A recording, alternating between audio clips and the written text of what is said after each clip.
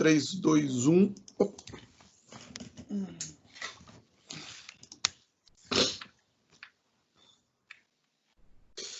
Muito bem, pessoal, vamos lá. Gravando, então, boa noite mais uma vez. Vamos dar início à nossa aula de hoje. Em sequência, né? Sequência do que nós viemos tratando aí. Hoje de manhã, eu estava explicando para o pessoal da manhã. Já vou começar dando essa rápida explicação, pessoal, sobre o nosso cronograma, sobre o que nós teremos aí pelas próximas semanas, né? Em princípio, né, nós deveríamos estar hoje dando início ao que seria o 13º encontro, né? Mas vocês já verão aqui, eu já vou inclusive abrir novamente os slides. Eu coloquei hoje aqui como tema, né, da nossa aula de hoje, coloquei como se fosse o tema, uma continuidade do encontro 12, né? Vejam que eu coloquei encontro 12.1 do controle, ainda do controle de constitucionalidade. O que eu expliquei hoje de manhã, pessoal, é o seguinte. Hoje, se a gente fosse entrar no encontro 13, né, o que seria aí o nosso, já praticamente o início do que seria a nossa quarta unidade, né? Quarta unidade da matéria, direito constitucional, nós deixaríamos, muito provavelmente, uma boa parte deste tema do controle de constitucionalidade, que é um tema extenso, um tema mais amplo, mais profundo, né? Acabaria ficando um pedaço dessa aula, vamos dizer assim, abandonado, né? E, inclusive, eu na aula de hoje de manhã, eu justamente procurei verificar como que seria o andamento, o ritmo, né, da aula, e eu percebi que, de fato, seria muito provável que a gente não conseguiria esgotar esse tema, né? E perceba que nós já estamos aqui na 5ª aula, né, sobre este tema, mas eu já vinha falando, né, da importância e da dificuldade que é essa temática do controle. Então, por conta disso, hoje, né, nós prosseguiremos com o tema do controle de constitucionalidade. Vocês vão entender daqui a pouquinho por quê, né, e como que nós faremos isso. E ainda estou pensando na possibilidade, mesmo na próxima aula, nós ainda termos que provavelmente ter aí um encontro 12.2, né? Que ao invés da gente falar do tema que está lá previsto para o 14º encontro, nós ainda temos que, muito provavelmente, finalizar com esse tema do controle de constitucionalidade. Mais para o final da aula, inclusive, eu vou destacar isso, tá? Isso vai depender talvez de alguns fatores, claro. Primeiramente, eu vou precisar ver durante esse decorrer da semana, né, como que nós ficaremos com os próximos encontros. É óbvio que a essa altura do campeonato tudo indica, né, que o nosso semestre ele vai se encerrar, né, e nós ainda permaneceremos nesta realidade atual que nós estamos, né, das aulas virtuais, das aulas feitas por esse sistema mesmo, e, enfim, não há previsão de que nós voltemos, né, desse período de quarentena. Esse, então, portanto, é um dos fatores. O outro fator é nós verificarmos como ficarão as atividades que nós teremos ainda para o final do semestre, né? Pelo calendário oficial, se nós seguíssemos o ritmo das aulas conforme estava previsto anteriormente no calendário, as semanas de provas de avaliação, de avaliações seriam lá na primeira ou na segunda semana de junho, né? De modo que, então, nós ainda teríamos aí mais umas 3 semanas ou 4 semanas, né, de aula mesmo, né? E essas aulas, elas têm tido um rendimento maior, né? E por conta disso que eu estou dizendo, se o ritmo permitir, beleza. Eu acho que não vai haver nenhum tipo de dificuldade ou de prejuízo para nós concluirmos com todo o cronograma. Se, eventualmente, não for possível e por alguma razão a gente tiver que acelerar, né, digamos assim, a abordagem desses encontros ou desses temas, então o que eu farei será vou ter que fazer umas aulas, né, separadas, gravadas, como eu fiz lá no começo, né, de toda essa história aí, lá no primeiras semanas antes, né, de nós assumirmos essas aulas ao vivo, e disponibilizarei para vocês essas aulas devidamente gravadas, beleza? Então vai ser mais ou menos dentro dessa linha o que nós veremos aí pela frente. Basicamente é isso. Fiquem atentos também, né, para as atividades aí que já estão sendo disponibilizadas, né? Eu já havia passado para vocês aquele cronograma, alguns já estão seguindo, alguns até me entregaram as atividades e os trabalhos, né? Mas de qualquer forma é possível que durante essa semana eu faça também uma adaptação de todos esses exercícios que estão no pós-aula para um sistema do AVA, tá? Como vocês fizeram naquela avaliação. Eu sei que alguns alunos já entregaram, alguns alunos já até fizeram, né? Mas fiquem atentos também aí durante a semana, que muito provavelmente eu vou avisá-los dessas atividades que estarão disponíveis no AVA, né? Seria importante que mesmo que vocês tenham feito já esses exercícios, vocês façam também, né, ou refaçam novamente no AVA, porque o que vocês vão fazer basicamente é simplesmente copiar as questões, mas elas serão feitas pelo AVA só para que não haja nenhum risco, né, de que vocês não tenham essas atividades depois, tá? Se vocês ficarem com alguma dúvida sobre isso, depois a gente esclarece melhor como nós faremos isso, tá? Mas é muito simples, basta vocês ficarem, então, atentos. Claro que depois eu vou avisar isso no grupo também, né? Lá nos pós-aulas, né? Muito provavelmente a partir do encontro 9, 10, do 9 ao 16, tá? As atividades têm exercícios, aqueles exercícios, né, de questões objetivas, é muito provável que já nessa semana esses exercícios sejam convertidos naquele formato de quiz, né? Praticamente aqueles que vocês fizeram no semestre passado.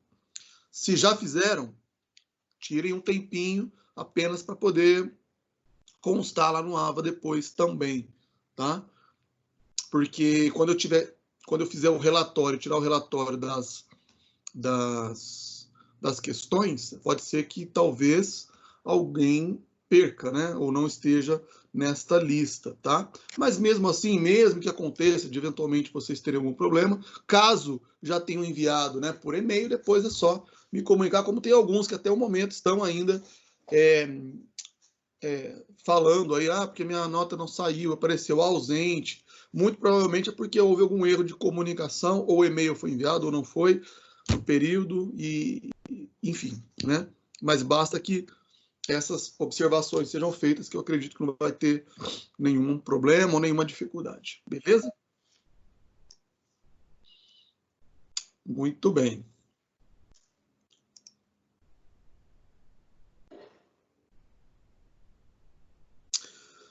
Vamos começar então a aula de hoje.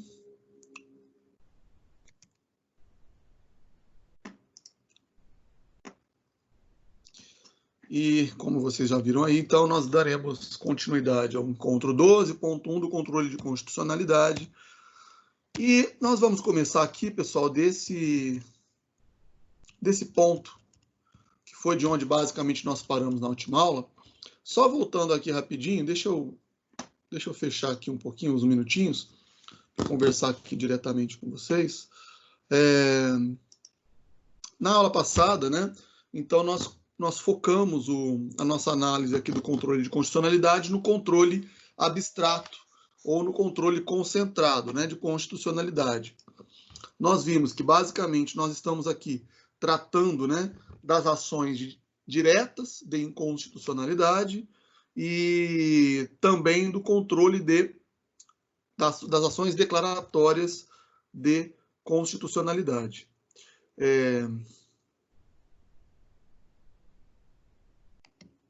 Só responder rapidinho aqui uma mensagem.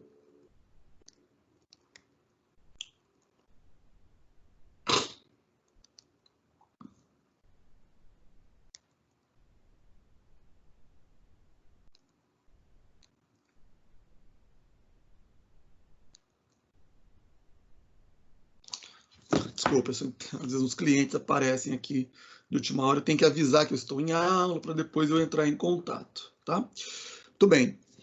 Então, falamos basicamente as questões centrais sobre o controle concentrado, né? Vocês já sabem que agora existem essas duas modalidades, elas são distintas, né? Primeiramente, nós vimos o controle difuso de constitucionalidade, ele pode acontecer a qualquer momento, em qualquer ação, pode ser julgado por qualquer juiz ou tribunal, né? Isso nós vimos lá, 2 semanas atrás, mas na aula passada nós focamos e centramos, né, na análise do controle concentrado ou abstrato, né? Aquele que depende de ações específicas, propostas, né, diante de um tribunal específico, e via de regra nós estamos falando aqui das ações de controle que são levadas, né, ao STF, e que são as ADIs, as ADCs, as ADPFs e as ADOs, né, ou ações diretas de inconstitucionalidade por omissão, as hipóteses que existem, né, as hipóteses de controle de constitucionalidade quando há uma omissão do poder público, omissão do poder legislativo, né? E a partir daí são necessários instrumentos legais, instrumentos jurídicos que possam suprir, né, a inexistência ou a falta de uma normatização de um determinado direito, de uma garantia, né? Vimos que, em relação a outros processos, né, ou a outras ações judiciais, essas ações de controle, elas têm algumas peculiaridades, né, que diferenciam de outros procedimentos. Por exemplo, não existem partes, né, propriamente ditas, né, não existe autor, não existe... O autor até existe, vamos considerar que os legitimados, né, aqueles legitimados previstos lá no artigo 103 da Constituição, aqueles 9 legitimados, né, presidente da República, governador de Estado, mesa da Câmara, mesa do Senado, Procurador-Geral da República, Conselho Federal da Ordem dos Advogados do Brasil, entidade de classe, partido político, esses 9 legitimados aí do artigo 103 são autores, né? Eles podem propor as ações de controle, mas não existe réu, né? Na verdade, esses autores não estão defendendo o direito subjetivo de uma pessoa, seja natural, seja pessoa jurídica, não. Nós não temos aqui um direito subjetivo, mas já falamos isso, né? Trata-se de um processo objetivo, de fazer um controle da constitucionalidade das normas, né? De fazer uma análise abstrata de se uma norma ela é ou não, ou se uma lei, ou se um ato normativo do poder público é ou não, está ou não de acordo com a Constituição. É para isso que existe o controle de constitucionalidade. Então não tem partes, não tem o réu, não tem uma pessoa sendo acusada, né? Não tem uma parte sendo acusada. O que existem são teses. Eu vou, inclusive, mencionar melhor isso daqui a pouquinho, né? Nós temos 2 teses.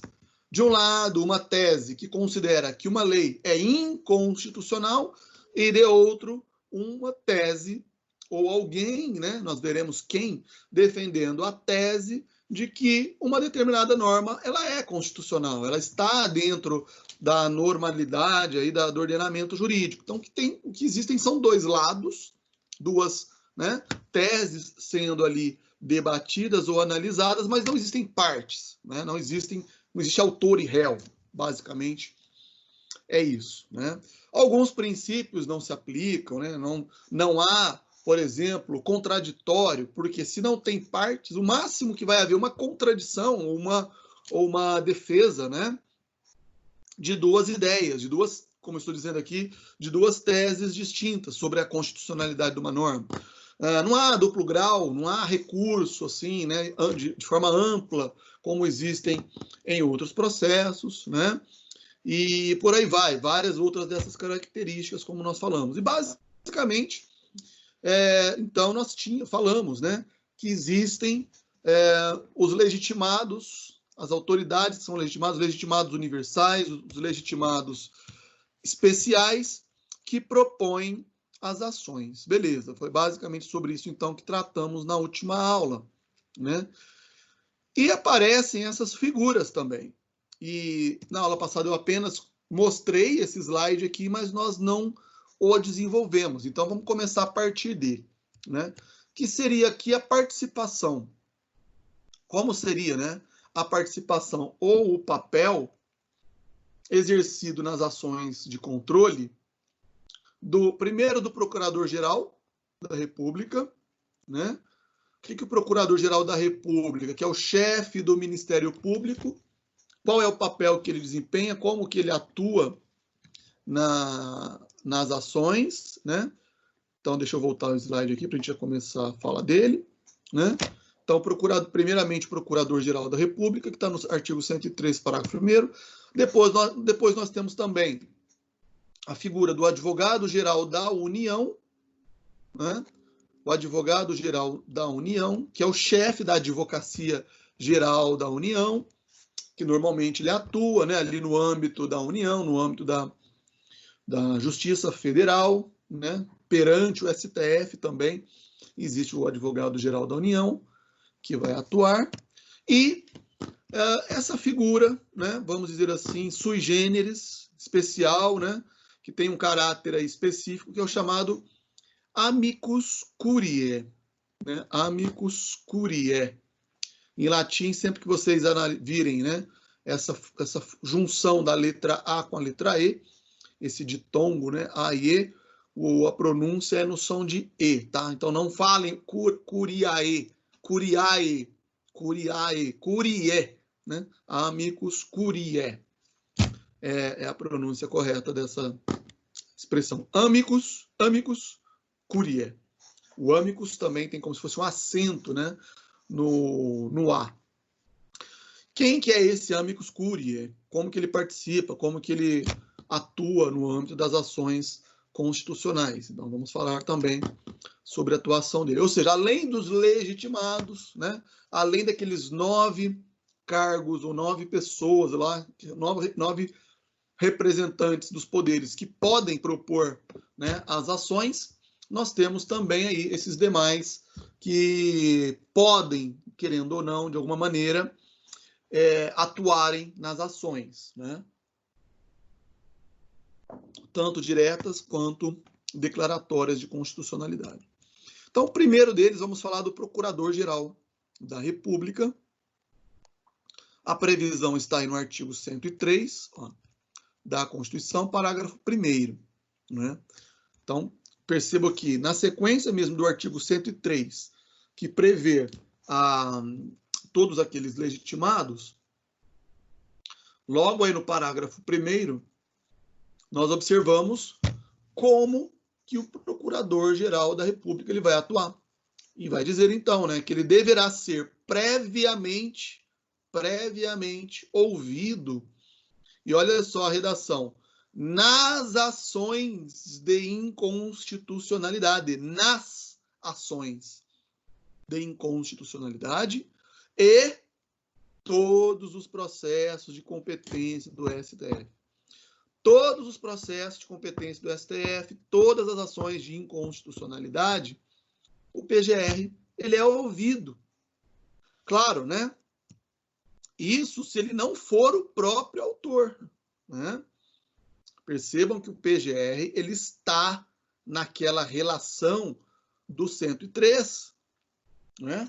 O PGR, o Procurador-Geral da República, ele aparece no artigo 103, no inciso, deixa eu só ver aqui o inciso, que eu não lembro de cabeça, o inciso 6º, né? O inciso 6º do artigo 103 prevê a possibilidade do Procurador-Geral da República, daqui a pouquinho eu vou citar um exemplo que nós tivemos aí, né? Em que o Procurador-Geral da República, o chefe do Ministério Público, propõe as ações de controle. Ainda que ele não seja o autor da ação, ele vai participar das ações. Vamos imaginar que uma ação de controle, né, de controle de constitucionalidade, seja proposta pela OAB, pelo Conselho Federal da OAB, como foi no caso da DPF, da Lei da Anistia, né? Para quem já pegou lá o meu livro, né, para quem já está fazendo a resenha do capítulo lá do livro da minha tese de doutorado, vocês vão observar, né, que foi em 2008, ao Conselho Federal da OAB, né, ingressou com a ADPF buscando, né, a reinterpretação da lei da anistia. Quem ingressou com essa ação foi o Conselho Federal da OAB. E nessa ação, o Ministério Público Federal, por meio da Procuradoria-Geral da República, emitiu um parecer, ou até mais de um, né, parecer, dando a sua opinião, a sua manifestação sobre aquele processo, né? E, como estou dizendo, todas as ações, conforme inclusive está aí, ó, né, o Procurador-Geral da República, ele é ouvido em todas as ações, ADI, ADC, ADPF, ADO. Essa função, né, que é exercida pelo Procurador-Geral da República, quando não é o autor, essa função é chamada de custos constitutionis, né? É como se essa expressão ela poderia ser entendida ou poderia ser traduzida, né, como sendo fiscal da constitucionalidade da norma. Então, ainda que não seja autor, o Ministério Público ele pode atuar como fiscal da constitucionalidade ou da inconstitucionalidade da norma, né? Esse é um papel, pessoal, esse papel de fiscal, né? Fiscal da lei, fiscal da Constituição, ele é exercido mesmo pelo Ministério Público, tá? Quando vocês, eventualmente, forem atuar, né, estagiar, e tiverem contato, por exemplo, com ações, diversas ações, por exemplo, ações de família, ações que envolvem, isso estou falando aqui de ações comuns, tá, pessoal? Na justiça comum mesmo, independente dessas ações de controle. Mas ações de adoção, ações que envolvem interesses de crianças e adolescentes, né, de menores, né, de um modo geral, ações que envolvem interesse público, como, por exemplo, a defesa do patrimônio público, ações civis públicas, mesmo que não sejam propostas pelo Ministério Público, o Ministério Público ele sempre é chamado a atuar, né, porque ele atua como fiscal da lei, fiscal da Constituição, né? Nós já tivemos oportunidade, né, de estudarmos aqui o Ministério Público como sendo uma daquelas funções essenciais da Justiça. E aqui, ó, no artigo 127 da Constituição, estão descritas as atribuições do Ministério Público. E olha o que diz o 127. Eu vou voltar, a gente já viu isso, mas só para ficar claro o papel do Ministério Público, né? Do promotor de justiça, para mostrar que um promotor de justiça ou procurador da República, né, não é ou não devia ser aquele cara que é só o acusador, né, que só vai, porque ele só, às vezes a gente acha que o promotor de justiça, o procurador da República, ele só atua no criminal, né, ele só denuncia, só atua no crime, mas não, ele tem esse papel, né, de ser um defensor, um fiscal da lei, um fiscal da Constituição. E é o que diz o 127. O Ministério Público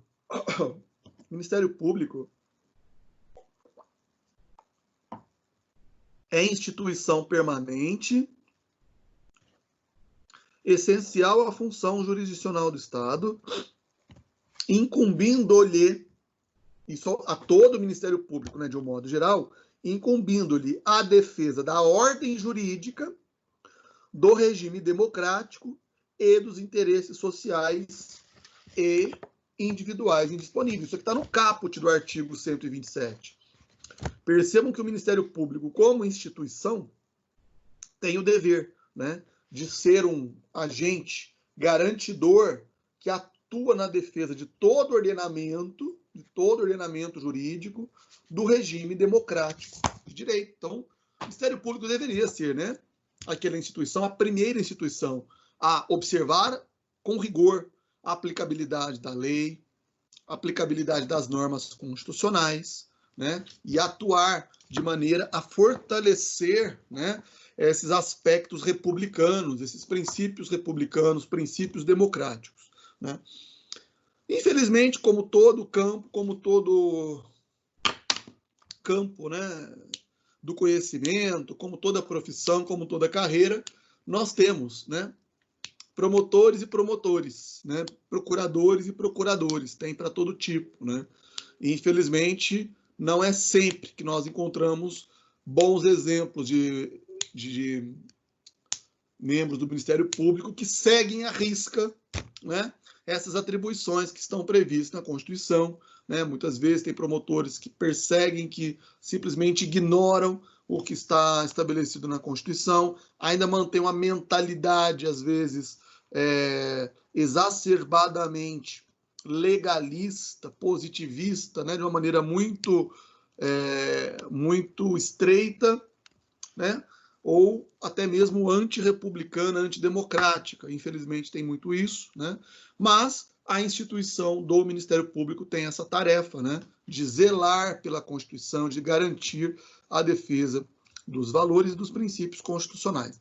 Por essa razão, é que, como vocês estão vendo aí, o artigo 103, ele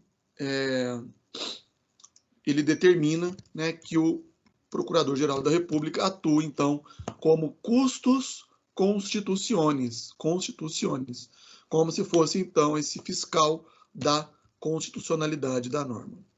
Beleza? Fique claro, então, isso, né, que o Procurador-Geral da República, mesmo que ele não esteja atuando como autor, ele atuará, será ouvido, ele irá se manifestar nos processos. Muito bem, depois vem o AGU, o Advogado-Geral da União, é o chefe da Advocacia Geral da União. E o que diz o 103, parágrafo 3º? Vejam, quando o STF apreciar a inconstitucionalidade em tese de norma legal ou ato normativo, citará previamente o Advogado-Geral da União que defenderá o ato ou texto impugnado. Pessoal, olha só, vamos comparar o 103, parágrafo 1º, com o 103, parágrafo 3º. Ó, eu deixei de vermelho aí, destacado, né, a palavra inconstitucionalidade, né? Quando o Supremo apreciar a inconstitucionalidade em tese. Isso é quando será chamado o AGU, né? Quando o STF for apreciar em tese a inconstitucionalidade de uma norma. Pergunta é, será que o AGU, da mesma forma que o Procurador-Geral da República, vai atuar em toda ação de controle? Toda a ação. Vamos voltar aqui, ó, de novo. Ó. 103, parágrafo 1º, vai dizer que o procurador será ouvido nas ações. Nas ações. Está no plural, né? De inconstitucionalidade. E em todos os processos. Perceba a amplitude, a generalidade da expressão, das expressões trazidas aqui no parágrafo 1º, né? Isso o Procurador-Geral da República, o Ministério Público. Agora, o Advogado-Geral da União, olha só, é como se o parágrafo 3º estivesse escrito assim, ó, somente não está aqui, eu estou inventando, né? Mas é como se tivesse escrito isso, ó, somente quando o Supremo Tribunal Federal apreciar a inconstitucionalidade em tese. Perceberam a diferença? O AGU, ele não atua em todo o processo, tá, pessoal? De controle. Ele recebe vai receber aí essa denominação, ó, né, de defensor legis. Defensor legis. Vou até destacar aqui. Defensor legis, por quê? Quando e tão somente quando nós estivermos diante de uma ação direta de inconstitucionalidade, somente na ADI, para ficar bem resumido para vocês e de forma bem clara, né? Somente na ADI, quando houver uma ação direta de inconstitucionalidade, é que o AGU, o Advogado-Geral da União, será citado, ele será chamado para atuar no processo. E ele vai atuar como? Né? Como eu já falei, não existem partes, não existem autores e não existem réus. O máximo que eu falei, né? Existe o legitimado, pode ser entendido como autor, né? Como autor naquele processo. Mas não tem réu, não tem a outra parte que vai ser acusada. O que nós temos são duas teses: inconstitucionalidade e a tese da constitucionalidade. E aí é que está. Quem que vai assumir a tese da constitucionalidade? Quem que vai assumir a tese da constitucionalidade da norma é o AGU, é o advogado-geral da União. Então, ele vai atuar, ele vai ser chamado para aquele processo para ser o defensor legis. Defensor legis significa que ele vai atuar como o defensor da constitucionalidade daquela norma que está sendo impugnada, que está sendo questionada, né, diante do Supremo, alegando-se que aquela norma é inconstitucional. Beleza?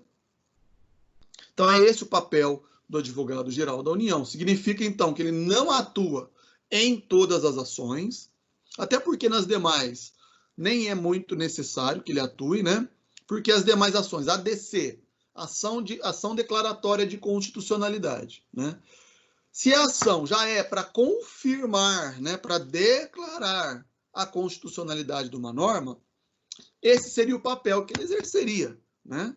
Então, se existe uma ação para declarar a constitucionalidade, até porque existiria a presunção de constitucionalidade de uma norma, não há necessidade de alguém, de novo, né, reforçando a necessidade de ser declarada essa constitucionalidade. Nesse caso, não vai ter contraditório. Eu não vou precisar de uma autoridade ou de um membro de qualquer poder para defender a tese da inconstitucionalidade, né? Por quê? Por que eu não tenho contraditório? Porque é muito simples. Se o próprio STF reconhecer que a ação declaratória de constitucionalidade ela é julgada improcedente, significa que aquela norma é inconstitucional. Então não há necessidade aí de alguém defendendo isso, né? Se for uma ADPF, da mesma forma, a ADPF ela não questiona a inconstitucionalidade. Nós veremos depois, as ADPFs, né, elas têm uma finalidade distinta das ADIs e das ADCs, né? O que ela busca, na verdade, é a defesa, né? A busca, né, por uma garantia dos chamados preceitos fundamentais. Então, nós vamos falar disso depois, né? Mas não há aqui necessariamente a tese da inconstitucionalidade, né? Então, também não haveria por que razão o advogado-geral da União atuar, tá certo? Então, cuidado com isso, né? Preste atenção aí nessa redação, né, do parágrafo 3º do artigo 103, porque ele deixa claro, né, que o advogado-geral da União, ele atua, né? Ele vai ser citado para atuar em ações de controle, desde que seja as ações diretas de inconstitucionalidade, tá certo? Ele não necessariamente, então, será obrigado a atuar nas demais ações de controle de constitucionalidade. Ele é obrigado, né, pessoal? Sempre será obrigado a defender a constitucionalidade do ato ou da tese, né, que defende a constitucionalidade da norma? Não, não necessariamente. Existem casos, né, em que o STF ele já se manifestou, ele já apreciou, né, a inconstitucionalidade de uma norma. Então, se o STF, por exemplo, já tiver um posicionamento sedimentado, fixado, sobre uma determinada norma, e esse entendimento do STF for num determinado sentido da inconstitucionalidade, o AGU, o advogado-geral da União, ele pode simplesmente, né, acatar esse entendimento já fixado pelo STF, de modo que ele não se torna obrigado, né, não se torna obrigatória a defesa da constitucionalidade por parte do advogado-geral da União. Tá? Perceba que há uma situação que poderá gerar uma certa contradição, inclusive. Porque, olha só, o inciso 1º aqui do artigo 103, quem que ele considera legitimado a apresentar uma ação? Presidente da República, né? Ó, pode propor ação direta de inconstitucionalidade e a ação declaratória de constitucionalidade. Inciso 1º, presidente da República. Nos últimos anos aí da democracia, da nossa atual democracia, né, entre aspas, democracia, nós não tivemos nenhum presidente da República que tivesse habilitação para advogar, né? Fernando Collor de Mello, primeiro presidente da redemocratização, sofreu impeachment, ficou Itamar Franco. Depois foi eleito Fernando Henrique Cardoso, 2 mandatos. Depois eleito Luiz Inácio Lula da Silva, 2 mandatos. Dilma Rousseff, 1 mandato e meio, foi impeachmentada. E atualmente o Jair, presidente da República, seu Jair, né? Nenhum deles teve ou possui formação jurídica, possui capacidade postulatória para atuar como advogado, né? E aí, o presidente da República, ele pode apresentar uma ação de controle, mas será que é ele que apresenta mesmo? É ele que assina a petição? É o presidente da República que assinala, que redige uma ação de controle de constitucionalidade, se ele quiser entrar? Claro que não, né? Via de regra, é o AGU, é o advogado-geral da União, que muitas vezes, porque ele atua na defesa dos interesses do executivo, né? O que vai acontecer é que o AGU é quem vai propor, né? Isso aí, inclusive, está no material de vocês, né? Ele assina, então ele atua, né? Propõe a ação representando o presidente da República, e aí surgiria a questão, mas ele é autor, né? Mas, na verdade, não é o AGU que é o autor nesses casos. Ele representa o interesse, os interesses ou a vontade do presidente da República, né? Então, mesmo que o advogado-geral da União, representando o interesse do presidente da República, ofereça, né, como legitimado ativo uma ação direta de inconstitucionalidade ou uma ação declaratória de constitucionalidade, nesse caso da ADI, né, ele também, mesmo assim, ele será depois chamado para atuar e impugnar o controle. Vai ser uma saia justa, porque vai ficar estranho, né? Imagina, ele faz uma redação de uma norma, de uma ação, né, questionando uma norma jurídica, questionando a inconstitucionalidade de uma norma jurídica, e depois ele é invocado, convocado, citado para defender a constitucionalidade, né? Vai ficar aí estranho, né? Vai gerar uma situação aí tanto quanto contraditória. Mas, em tese, é assim que se dá, né, que acontece, né? Eu até imagino que o ideal, num caso como esse, né, é que, sendo citado o AGU, ele poderia atribuir a essa função, né, de responder a essa ação e de defender a constitucionalidade, né,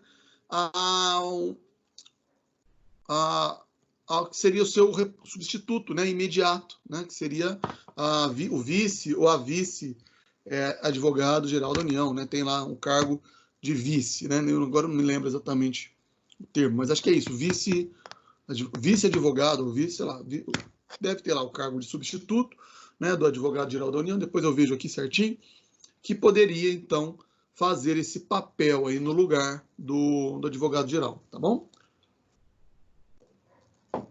Então, ele só realmente ficará, então, dispensado de atuação se houver já esse posicionamento definido aí do STF. Ok? Aqui tem 2 artigos que depois vocês só podem consultar, que faz uma descrição do advogado-geral da União. E aí nós temos também essa figura do chamado amicus curiae. Está no artigo, previsto no artigo 7º, parágrafo 2º da Lei 98.699, que regulamenta a ADI e a ADC. E também o artigo 138 do Código de Processo Civil, né? Já depois da reforma do Código de Processo Civil, que foi realizado em 2015, né? Houve aí uma ampliação da atuação desse chamado amicus curiae. Coloquei entre aspas, né? Que normalmente, né? Qual que é o papel aqui, como que se entende, né, a atuação desse amicus curiae? Amicus, em latim, ele pode ser traduzido, né, como vocês estão vendo aí, como amigo, né, como amigo da corte, né, ou do tribunal, amigo do juízo. Ele atua como auxiliar do juiz, né? Nós falamos também na aula passada que não existe nessas ações de controle de constitucionalidade a possibilidade de haver a desistência do processo, não existe a possibilidade de ocorrer a chamada intervenção de terceiros, que vocês, se não estudaram ainda, vão estudar no processo civil, né? Existem situações no processo que muitas das vezes existem aí terceiros interessados que não são nem o autor e nem o réu, né? Às vezes o réu ou o autor, dependendo do caso, né, eles possuem uma relação jurídica com um terceiro. E aí, este terceiro, por ser interessado, às vezes, no julgamento daquela ação, ele pode intervir no processo. Né? Vou citar aqui um exemplo de intervenção. Imagine que eu seja o locador de um determinado prédio, né, de um empreendimento comercial, né? Eu alugo lá, sei lá, uma sala no shopping ou a sala num prédio comercial, tá certo? Então eu sou o locatário, né, de uma determinada sala ou de um determinado galpão, enfim, comercial. E como locatário, eu faço uma sublocação de salas, né, para terceiros. Então eu tenho direito, eu tenho um contrato de locação sobre um determinado imóvel, e naquele contrato de locação existe, obviamente, a autorização para sublocação de salas ou de, sei lá, de cômodos lá daqueles galpões ou daquelas salas comerciais. Muito bem. Vamos imaginar que um desses sublocadores comece a dever o aluguel, ou eventualmente cause lá um prejuízo ao locador, né, que vai ter que ser então chamado a responder por esse prejuízo ou por essa falta de pagamento perante um juízo, né? Só que ao invés do locatário processar o sublocador, o locador ele vai e me processa, né, como responsável lá por aquela sublocação. Imagine que só eu sou chamado ao processo, quando, na verdade, quem está devendo é o sublocatário, e não eu, né? Eu posso, então, como réu, se eu estiver sofrendo essa cobrança, pedir para o juiz intimar o sublocatário, né, que ele fará uma integração naquele processo.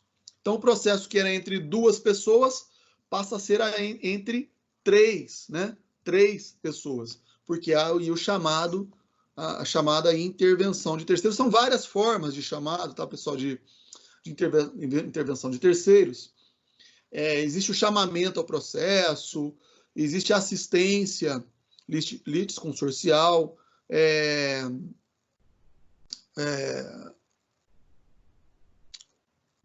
tem outras formas que agora não estou me lembrando, estou me dando um branco aqui, né? Mas existem diversas possibilidades de haver, né, essa integração de um terceiro no processo, tá? Outro exemplo, né, que é muito comum é no caso de existir seguro, né, uma seguradora. Às vezes o autor mesmo ele já toma o cuidado de entrar com uma ação e já envolver tanto o devedor, né, quanto a seguradora, mas às vezes não acontece isso, então você tem que chamar a seguradora para poder integrar a lide e tudo mais, né? Então é isso. Isso é chamado de intervenção de terceiros, que não existe nas ações de controle. Não existe, não tem previsão de intervenção de terceiro. Então, que raio vem a ser este tal aí de amicus curiae, né? Justamente, não é uma forma de intervenção de terceiros, não é uma forma de intervenção, mas, querendo ou não, o que nós temos são pessoas que podem contribuir, né, para a melhor solução daquele processo, por isso que são chamados de amigo da corte, ou amigo do juiz, ou amigo do tribunal, porque o que eles vão fazer mais ou menos é o quê? Um auxílio, eles vão trazer elementos, né? Vão se manifestar, vão trazer argumentos, vão trazer estudos, e muitas vezes esses terceiros são pessoas físicas, pessoas jurídicas, podem ser associações, todos que estejam especializados naquela temática que estiver eventualmente sendo debatida, estiver eventualmente sendo discutida naquela ação, né?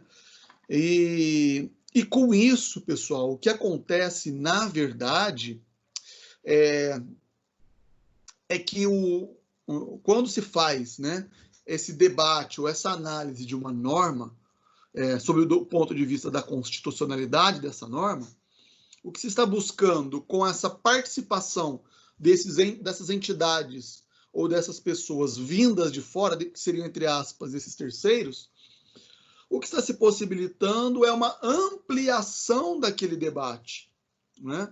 Está se autorizando que questões que sejam de extrema relevância para a sociedade recebam a contribuição, né, de pessoas que podem oferecer, de fato, uma visão sobre aquelas questões que estão sendo ali debatidas, ampliando com isso, como estou falando aí, o debate público sobre estas questões, né?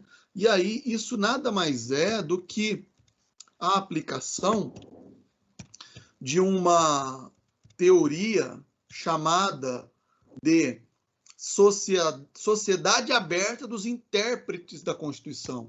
É uma teoria que foi defendida por esse autor aqui, ó, o Peter Haberle, né? Isso aqui está dentro daquele contexto que nós já falamos, né? Sobre o chamado neoconstitucionalismo ou constitucionalismo contemporâneo, né? Que busca justamente um debate amplo, né? Desculpa. Um debate amplo, um debate pluralizado, né? Ou seja, um debate com diversas opiniões, com diversas visões, né? Sobre o que, na verdade, é a Constituição, né? A Constituição, ela já disse isso várias vezes, né? Ela não é só um conjunto de folha de papel, não é isso, né? Mas todos nós, como cidadãos, como indivíduos, né, como participantes, como influenciadores, vamos dizer assim, no campo do debate público, todos nós podemos e devemos fazer uma leitura, uma interpretação da Constituição. Por isso que nós temos que conhecer, sabermos a fundo, né, o que é o direito constitucional, quais são os princípios constitucionais, como que se interpreta uma norma constitucional, né? Como se interpreta a Constituição. Então, essa teoria do Peter Haberle, ele procura isso, né? Formar o que seria essa sociedade aberta de intérpretes. Ou seja, não é, embora o STF seja o guardião da Constituição, né? Sejam eles aqueles que dão a última palavra em termos de interpretação, não são só eles que têm, né, muitas vezes, todo o conhecimento necessário para julgar ações que tenham alta relevância para a sociedade, né? E é nesse aspecto que o Peter Haberle, esse autor aí, ele vai defender essa abertura, essa sociedade aberta, né, de intérpretes, autorizando, possibilitando e convidando, né, a sociedade, por meio desses representantes, né, que seriam os amicus curiae, em determinadas situações, participarem desses processos coletivos, né, que interessam à coletividade e possam, então, contribuir para a melhor forma de se interpretar a Constituição. Por isso que existe também, e ao prestígio, ao incentivo da participação desses amicus curiae, né? Aqui eu vou citar como exemplo, inclusive, duas ações de controle que já ocorreram anteriormente, tá? Deixa eu destacar aqui, vou colocar até um vermelhinho para vocês observarem, porque eu coloquei outras informações antes. Mas aqui, ó,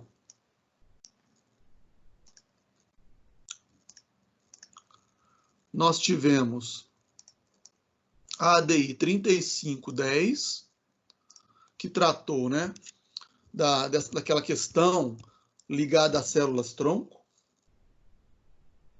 Talvez você já tenha ouvido falar dessa questão, né? Em 2005 foi aprovada a Lei de Biossegurança. A Lei de Biossegurança, Lei 11.105 de 2005. E na Lei de Biossegurança existia a regulamentação de pesquisas envolvendo células-tronco, né? De pesquisas e do congelamento, né, de embriões, de células embrionárias, que seriam utilizadas justamente para a extração das chamadas células-tronco, né? Existe, né, esse campo aí, no campo farmacológico, das pesquisas genéticas, né, que ficaram muito famosas, inclusive, na época, né, por conta de alguns estudos que conseguiram demonstrar que, ao se utilizar determinadas células-tronco, o que é uma célula-tronco, né? Vamos tentar entender um pouquinho do que vem a ser essa célula-tronco. Seriam células, né, que são tiradas realmente daqueles primeiros estágios, né, de formação do embrião humano, ou seja, logo após a concepção, né, vai havendo aquele desenvolvimento, né, do ovo embrionário, né, ele vai se reproduzindo, se multiplicando, até que ele forma ali uma, né, tem alguns nomes da biologia, né, que é a mórula, alguma coisa, acho que era mórula, né, se eu estiver enganado da minha memória, das minhas aulas de biologia, se eu não me engano, eram os primeiros estágios embrionários, antes de se formar o feto, né, antes de formar ali o tubinho neural, né, e os primeiros órgãos vitais, que depois vai dar origem ao feto, mas aqueles primeiros estágios, primeiras semanas, né, de fecundação ali, se eu não me engano, é antes da terceira semana, a formação, né, daquele conjunto de células embrionárias. E estudos aí, científicos, né, relacionados a essas células sabem que, a partir delas, qualquer outro órgão do corpo humano ou qualquer tecido do corpo humano é formado a partir destas células-tronco, né? Isso passou, então, a ser utilizado no tratamento de diversas doenças, inclusive aquelas doenças degenerativas, né? Doenças que as pessoas perdem os movimentos, como o mal de Parkinson, situações que as pessoas sofreram lesão, né, na coluna, ou perderam algum tipo de atividade cerebral, né? Então, essas doenças muitas vezes raras, né, e outras das mais diversas, alguns estudos permitiram que o uso de células-tronco passassem, né, a servir como tratamento para essas doenças. Ou seja, uma questão, né, de extrema relevância, que é sobre pesquisa científica, sobre saúde pública, né? Só que tem um problema. Como que se gera, como que se tem acesso a essas chamadas células-tronco, né? Ou você pega um embrião, né, e retira, extrai aquelas células, ou a maneira mais prática de fazer isso é gerar, né, fazer a fecundação artificial no laboratório, e quando aquela fecundação artificial gera aquele conjunto de células embrionárias, pega aquela célula e extrai a célula-tronco. Só que para conseguir isso, são necessários o quê? Várias centenas, milhares, né, de embriões humanos. E muitas vezes os laboratórios fazem o quê? Pegam aqueles embriões e congelam. E aí, a partir daí, surge um debate ético, que não é um debate, antes não era, né, um debate necessariamente jurídico, mas um debate ético sobre a natureza desses embriões, né? Porque se houve a fecundação do espermatozoide com o óvulo, para muitos grupos, inclusive religiosos, né, vão dizer e vão considerar que nós temos aí o quê? O início da vida, né? Como se o ser humano, como se nós, os cientistas, estivessem brincando de Deus, né, produzindo vida em laboratório. Isso gera e gerou, né, amplos debates éticos, por isso do campo da bioética, do biodireito, da bioética, e no campo da biossegurança, né? E questões relacionadas à clonagem humana, né? Criação de clones humanos, de alimentos transgênicos, porque o alimento transgênico nada mais é do que também uma forma de manipulação genética, né? Mais genética de animais, de plantas, né, de seres vivos, de um modo geral, mas vegetais, animais, e tudo isso está regulamentado, estava, né, ou está regulamentado pela Lei de Biossegurança. Por que eu estou explicando isso? Né, para vocês entenderem o motivo, né, de se ter tido, né, de haver sido proposto aí, ou proposta, esta ação direta, né, de inconstitucionalidade, que é a ADI 3510, que foi, inclusive, proposta pelo Procurador-Geral da República na época, tá? E a finalidade do Procurador-Geral na época era considerar inconstitucional o artigo, se eu não me engano, era o artigo 5º da Lei 11.105, que é a Lei de Biossegurança, porque ele entendia que não poderia ser autorizado o descarte, né, a destruição destas células-tronco, porque isso seria equivalente a destruir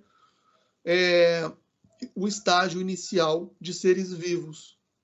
Então, para o procurador-geral na época, se eu não me engano era o Cláudio Fonteles, né, ele tinha um entendimento de que aqueles embriões, mesmo congelados, eles eram embriões humanos, e por conta disso eles eram dotados de vida humana e não poderiam simplesmente ser jogados, despejados, descartados, que aquilo ali seria o início de um ser vivo, de um ser humano vivo, né? Então ele queria que fosse declarada a inconstitucionalidade daquele artigo, daquele parágrafo, né, que estava previsto na Constituição.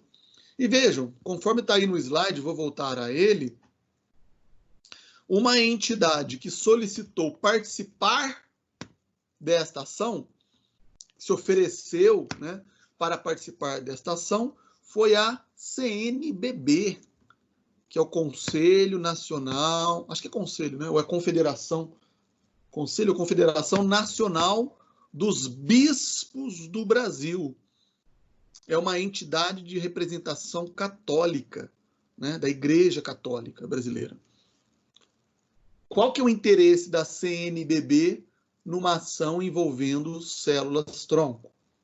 Justamente, o interesse está aqui, ó, na relevância da matéria, né, porque nós estaríamos aí, numa ação como essa, debatendo, discutindo a origem da vida, né? Bom, em que momento que a vida começa?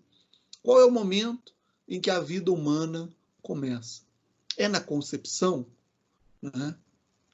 existe um entendimento, várias teorias a respeito, né? Alguns vão dizer que é do primeiro segundo a partir da concepção. Ali já tem o início da vida humana. Outros vão dizer, não, né? Não existe vida humana sem o pensamento, sem a formação da atividade cerebral, né? Então, ainda que haja concepção, né, o espermatozoide ele adentra o óvulo feminino, né? E a partir dali começa então a desenvolver aquele embrião humano, só que somente a partir lá da terceira ou da quarta semana, quando se forma, né? Quando se forma o tubo neural, é que a partir daí então se pode falar num embrião humano, né? Porque até então o que havia era um conjunto de células humanas, porém não havia ali vida, né? Não havia ali um processo vital, né? Enfim. Mas aí vão ter várias teorias a respeito. Alguns vão entender ainda, até mais longe, né? Vão dizer que a vida mesmo só se estabelece, só se forma quando há um nascimento com vida, ou nascimento, né, de uma criança, do bebê, enfim. Mas vejam, a relevância está aí, né? Nós estamos diante de um debate filosófico, jurídico, ético, religioso, né, sobre o início da vida, sobre um dos principais, ou talvez o principal valor, ou né, o mais importante princípio, né, que nós temos, o principal direito que nós temos, que é o direito à vida. Daí a relevância da matéria.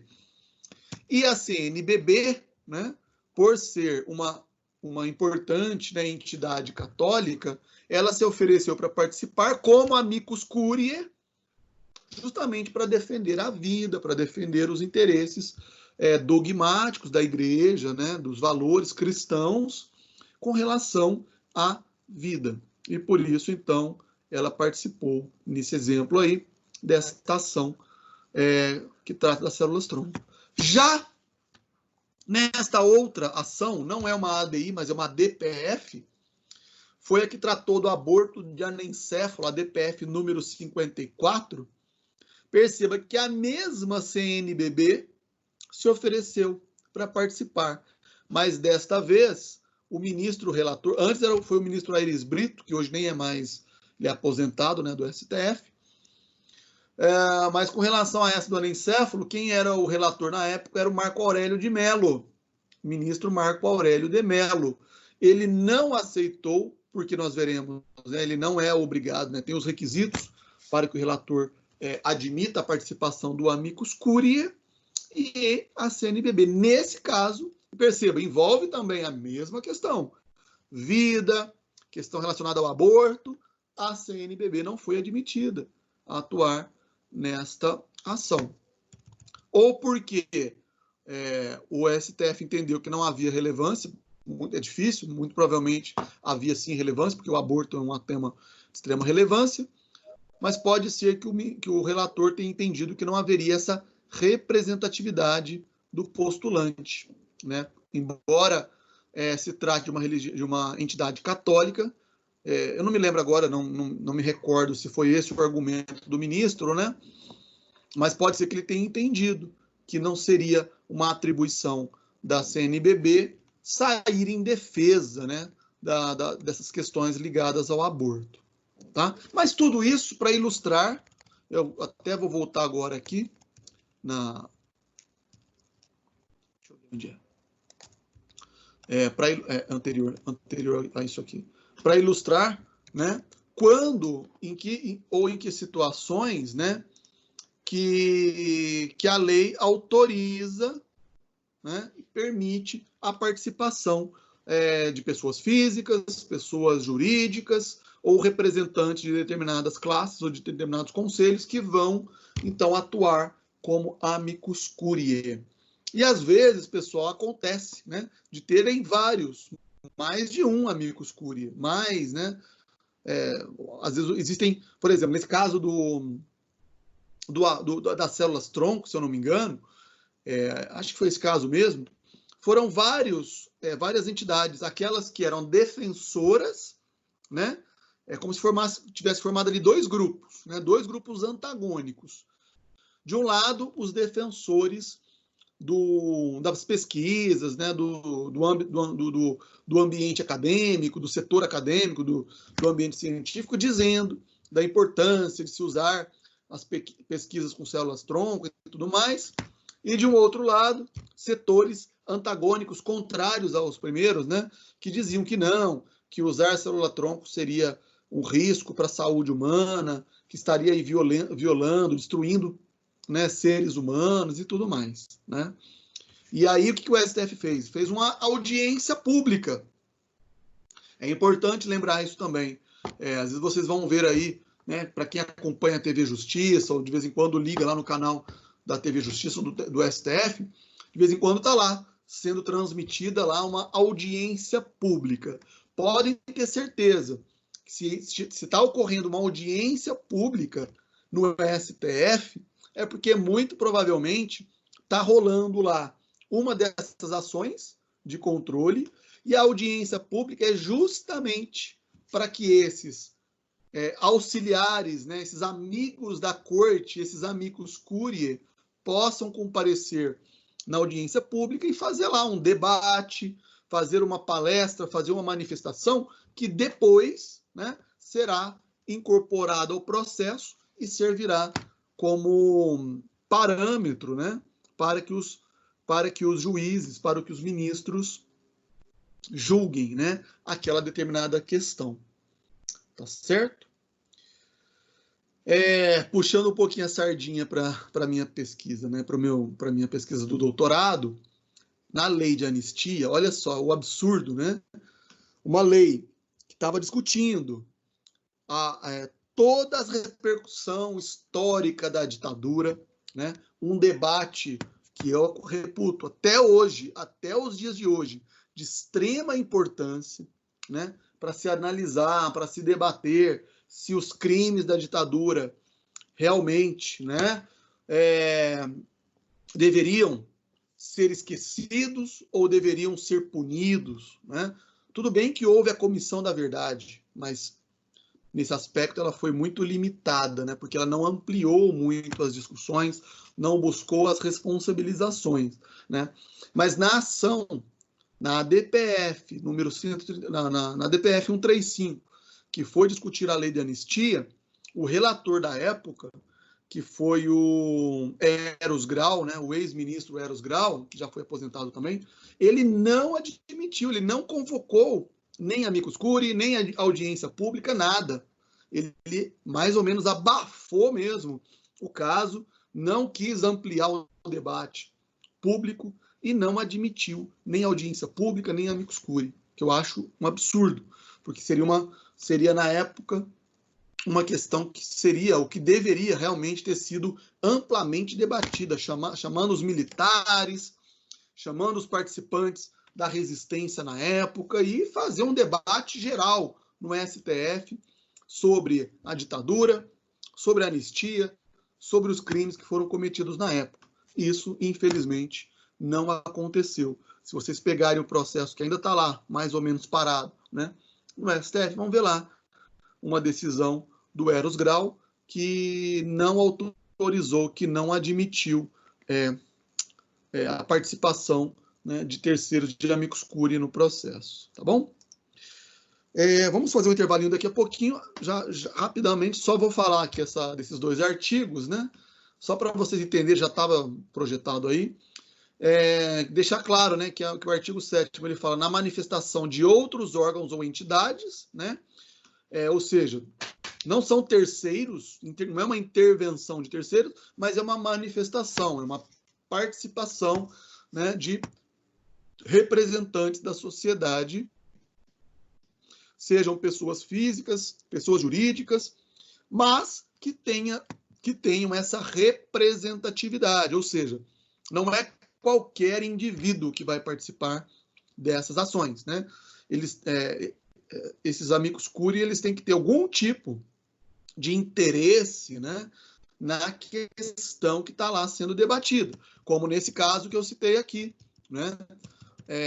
querendo ou não, células-tronco, aborto, são questões que tocam, né, o chamado direito à vida.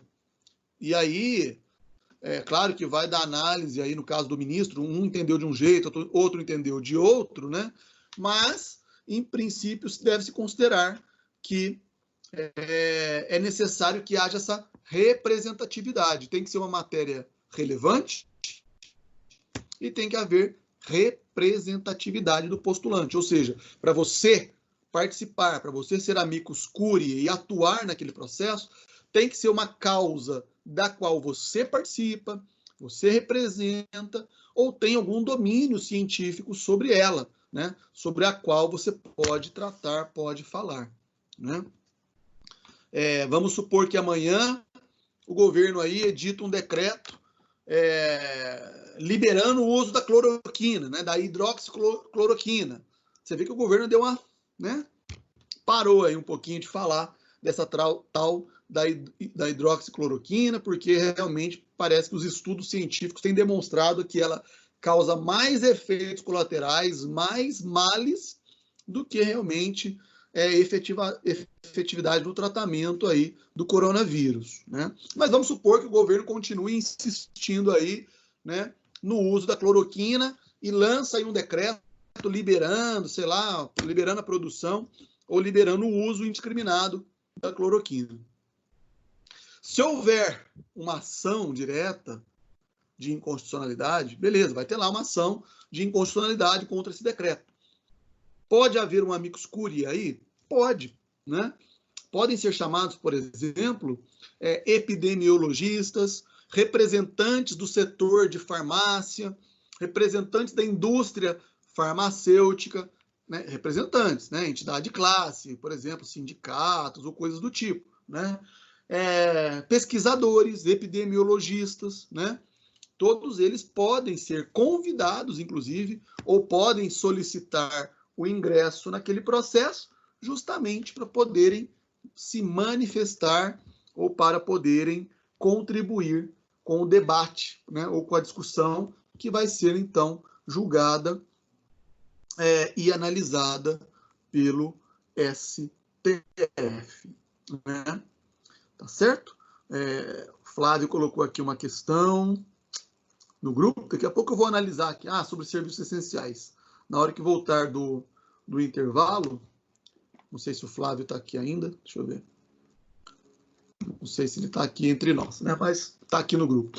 Posso comentar depois aqui o debate que foi feito, que foi sugerido por ele. Mas, primeiramente, então, vamos para o nosso intervalo. Se alguém tiver uma dúvida, aproveita o intervalo aí para dar uma lidinha sobre o material ou para pensarem aí sobre o que vocês querem falar. Assim que a gente voltar do intervalo, eu esclareço, tá bom? Vamos fazer aí então um intervalinho e já voltamos.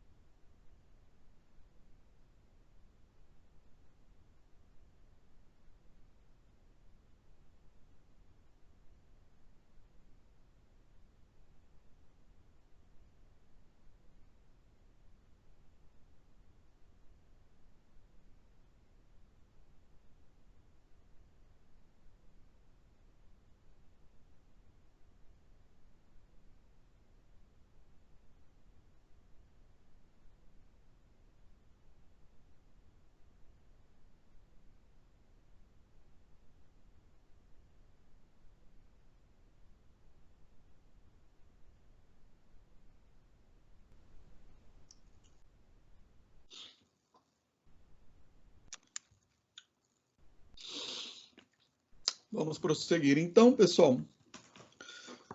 Com relação aos pontos até o momento analisados, alguém gostaria de fazer alguma pergunta, alguma consideração, alguma questão? Se alguém quiser, fique à vontade para perguntar ou falar. Nós temos aqui, como eu havia dito, O nosso colega Flávio enviou aqui no grupo uma cópia, né, de um decreto 10.282, de 20 de março de 2020, que fala de alguns serviços essenciais, né, que foram autorizados no dia de hoje, né? Eu até estava aproveitando o intervalo para ver do que se tratava, porque eu não acreditei a hora que eu li isso daqui, né? Falei, não é possível, isso aqui é fake news, né? Porque, segundo o decreto, o nosso presidente Jair, né, fez uma nova lista aqui de atividades que ele considera essenciais, né? Ele considera atividades essenciais e, por conta disso, por óbvio, né, poderiam não obedecer, né, às recomendações aí de isolamento, enfim, né? E aí, dentre elas, eu estava vendo aqui, né, salões de beleza e barbearias, academias de esporte de todas as modalidades. Serviços essenciais, claro, né? Vocês podem ver, inclusive, que eu estou com a minha barba aqui, né, por fazer. Só não fiz a barba porque, claro, as barbearias estão fechadas, né? Então, é óbvio, né? Enfim. Então, realmente, né? É a nossa realidade. Eu estava vendo, inclusive, aqui uma coletiva, né? Que estava sendo feita pelo ministro da Saúde. Então, a gente pressupõe, né, que essas discussões sejam estabelecidas, né, entre o presidente, né, e os ministros que, obviamente, são diretamente ligados, né, com a causa e com a questão. Acabei de postar, inclusive, no meu Instagram, né, o momento em que o ministro da Saúde ficou sabendo pelos jornalistas que estavam lá na entrevista desse decreto. Nem ele sabia, né, que essas atividades passariam a ser consideradas essenciais, né? Pois é. É a realidade que nós estamos tendo hoje aí, com relação aos nossos supostos dirigentes governamentais. Poderia ser, talvez tenha sido essa a finalidade do Flávio, né? Ao mandar esse exemplo aqui, poderia ser esse decreto, né, um objeto de uma lei, de uma ação, né, de inconstitucionalidade, poderia, né? O problema dessas ações, muitas vezes, nós vamos até analisar isso depois, né, com relação às ADPFs, né, a possibilidade de serem deferidas medidas liminares. Porque um caso como esse aqui, diante da emergência, né, que nós estamos estamos sujeitos, né, nesse período de pandemia e tudo mais, né, pode ser que uma ação demorasse demais a gerar algum efeito, né? Então seria talvez necessário uma liminar ou algo do tipo, né, para tentar conter questões desse tipo, né? Mas se isso não for, claro, se isso não for, como ele está perguntando aqui, inicialmente analisado no legislativo, né? Se o próprio legislativo não der um jeito de aprovar aí, por meio de alguma medida emergencial, alguma coisa nesse sentido, né? Mas o STF também já decidiu, por outro lado, né? Eu acho que a decisão do STF foi mais importante, na verdade. Assim que começou, né, essas questões aí envolvendo os estados e os municípios, o STF reconheceu, né, que tanto os governos de estado, os governadores de estado e os municípios, eles têm autonomia, né, para eles considerarem nos estados, dentro da realidade dos próprios estados e dos próprios municípios, o que seria, né, recomendável, relevante aí para agir, para conter esse grave problema que ainda tem sido bastante grave da pandemia de coronavírus, né? Ontem, domingo, né, nós atingimos aí mais, acho que até passou, né, de 11 mil mortos, né? 11 mil pessoas aí em poucos meses, né? Então, tá grave essa situação aí. Por isso que eu digo, mas são situações emergenciais e, por vezes, né, ter que sujeitar isso mais uma vez ao STF, né? Chega a ser até mesmo um absurdo, né? E falando nisso, o que nós temos aqui para finalizar a aula? Que analisar os chamados efeitos da decisão em ADI e ADC. Se alguém, pessoal, vou repetir, se alguém quiser perguntar aí, tiver alguma dúvida, vocês falam, tá? Só podem assumir o microfone aí a hora que vocês quiserem. Então, existem os chamados efeitos da decisão. É um processo, né? No processo constitucional, chegará um momento em que vai haver uma decisão. Em relação à ADI e à ADC, o STF vai decidir e vai dizer se a ação é procedente ou improcedente, né? Então, está sendo dito aqui, ó, nesse slide, né, que a única diferença entre a ADI e a ADC, ou uma das poucas diferenças, né, que haveria entre a ADI e a ADC, é que a ADI, para considerar uma lei inconstitucional, precisa ser julgada procedente, que é o que está sendo pedido, né? Se eu ingresso com uma ADI, uma ação direta de inconstitucionalidade, isso significa que o meu interesse, o meu pedido, né, formulado ao STF, é para que uma norma seja declarada ou seja considerada inconstitucional. Então, se o STF julgar procedente a ADI, aquela norma é invalidada, ela é retirada do ordenamento jurídico, né?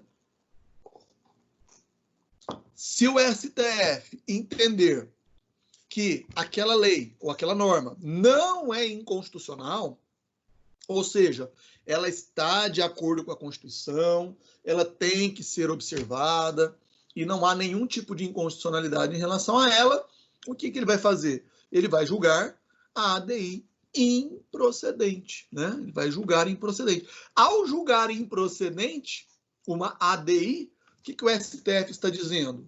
Por outro lado, né? A contrário senso, o que o STF está dizendo? Está dizendo que aquela norma ou aquela lei é constitucional, né? Foi esse, inclusive, o caso da ADI das células-tronco, né? O que o STF entendeu? Que embriões congelados não possuem vida, né? Na sua forma, vamos dizer assim, natural, né? Porque para que aqueles embriões se desenvolvam e continuem o processo, né, de multiplicação celular, né, para então evoluírem, se tornarem um feto e a partir daí, né, tornar um ser humano que poderá ser viável e nascerá com vida, o que é preciso? É preciso que a partir daquele procedimento ele seja então inoculado, né? Ele seja inserido no útero de uma mulher, né? Enquanto ele estiver in vitro, congelado ou mantido em laboratório, não existe nenhuma possibilidade de ali dentro de uma cápsula, né? Porque dentro de um tubinho ou dentro de uma, sei lá, de um objeto de laboratório qualquer, ali, a partir dali não vai sair nada, né? Então o STF basicamente ele entendeu, olha, tudo bem, nós podemos até considerar que a vida tem início na concepção, né? Mas o fato de existir um óvulo fecundado, que a partir daí gera um embrião, isso não significa necessariamente que esse embrião possui vida, ou possuirá vida, porque, afinal de contas, ele está mantido num tubo de ensaio de laboratório, né? Então, se houver o descarte, se houver a destruição, né, desse material genético, não vai haver nenhum tipo de crime ou algo do tipo que atinja a vida humana, porque ali não há uma vida, especificamente falando, uma vida humana, né? Para os cristãos, né, ou para os católicos, para os espíritas, a gente conseguiria imaginar, ou teorizar que tem uma alma, né, o sopro divino ali dentro daquele tubinho de ensaio. Será que tem uma alma humana ligada, vinculada, né, àquele grupo de célula? Claro que é uma questão bastante complexa e polêmica, né, relacionada a isso. Essa discussão toda foi feita naquela ação. Mas os ministros do STF entenderam que não. E por conta disso, aquela ADI, né, que buscava a inconstitucionalidade daquele artigo da Lei de Biossegurança foi julgada improcedente. Foi julgada improcedente. Ou seja, considerou-se que aquele artigo e a Lei de Biossegurança, ela é constitucional. Ela está dentro dos parâmetros da Constituição. Não há um risco, não há uma violação à vida, ao princípio, o direito à vida, né, por conta de se considerar que aqueles embriões humanos, embora sejam humanos, estando eles ainda em laboratório ou estando eles congelados, eles não comportariam qualquer tipo de violação à norma constitucional. Por isso foram consideradas constitucionais. Esse debate é muito interessante, né, pessoal? Eu, inclusive, a minha dissertação de mestrado foi sobre esse tema. Por isso que eu tenho uma certa familiaridade, né? E eu uso esses exemplos. Eu tenho uma certa familiaridade com esse assunto, porque foi o tema da minha dissertação de mestrado, né? Eu falei sobre o princípio da precaução na Lei de Biossegurança. Era um tema que, na época, era bastante discutido, bastante debatido, né? O meu orientador na época, o professor João Bosco, saudoso professor João Bosco, hoje já é falecido, né? Me ajudou bastante no período da graduação, ele me incentivou, né, a ir para a área acadêmica, a me tornar professor, a fazer o mestrado, fui orientando dele, né, no mestrado, e ele se dedicava, era um professor de medicina legal, dava aula de medicina legal e tinha cadeira de biodireito e bioética na pós-graduação, no mestrado da Unesp, né? Então eu escrevi sobre esse tema, inclusive eu escrevi um artigo na época sobre o aborto de anencéfalo. A minha dissertação ela falou sobre transgênicos, sobre uso de células embrionárias, né, de células-tronco, pesquisa com células-tronco, falei sobre tudo isso. Eu, infelizmente, não transformei a minha dissertação em livro, né? Poderia ter transformado, mas até hoje não tive ânimo de voltar àquela dissertação, e talvez um dia eu ainda tenha que fazer isso, mas teria que atualizar, claro, o texto, tudo sobre isso. Na época, a discussão, por exemplo, era: se eu descartar embriões, eu vou estar praticando qual crime? Aborto, por exemplo, né? Seria um crime de aborto, mas não tem o ventre, né? Não está inserido no ventre materno. Não tem ali o parto, né? Para a gente considerar o antes e o depois, né? Enfim, então todas essas discussões eram feitas na época, a ação foi julgada improcedente nesse caso. Agora, quando há, então, essa decisão, né, de improcedência, quais serão os efeitos? Isso que nos interessa analisar aqui agora, né? Para quem que vai valer esta decisão? Porque, veja, eu tenho uma lei. A lei vale para todos, né? Como nesse exemplo aqui que o Flávio nos deu no grupo. O exemplo que ele deu aqui foi sobre os serviços essenciais, né? O presidente da República aí que vocês elegeram, né, considera essencial serviço de salão de beleza, academia, né? Saúde é o que interessa, o resto não tem pressa, né? Ou seja, ele considera isso aí essencial e lançou essa lei. Essa lei vale para todos, em princípio, né? Tratando-se de um decreto federal, um decreto estabelecido pelo presidente da República, em princípio, ele se aplicará a todos. Se esse decreto, vamos supor, né, que haja aí uma ação de inconstitucionalidade desse decreto, né, acredito que não vai acontecer, mas vamos supor que acontecesse, né, e aí o STF julgasse procedente, isso valeria para quem? Claro que valeria para todos, né? Ou a lei vale para todos ou não vale para ninguém, né? Se é uma lei, se é uma norma do âmbito federal, né, ela vale para todos, a não ser que fosse um decreto estadual de São Paulo, que só se aplica ao estado de São Paulo, né, nós teríamos aí que limitar quem seria atingido ou não, né? Mas é por isso que vocês estão vendo aí nesse quadro, então, né, nesse quadrinho aí, essa expressão latina, erga omnes, omnes, né, erga omnes. omni tem esse significado do todo, né? Quando a gente fala, por exemplo, né, que Deus é onipresente, ele possui a onisciência e a onipresença, né? Também para os cristãos, para os católicos, das mais diversas religiões, né? Tem aquela concepção de que Deus é uma entidade, né? Deus, né? Poder divino, poder supremo, que tem onisciência e onipresença. Onisciência porque ele sabe de tudo, de todas as coisas.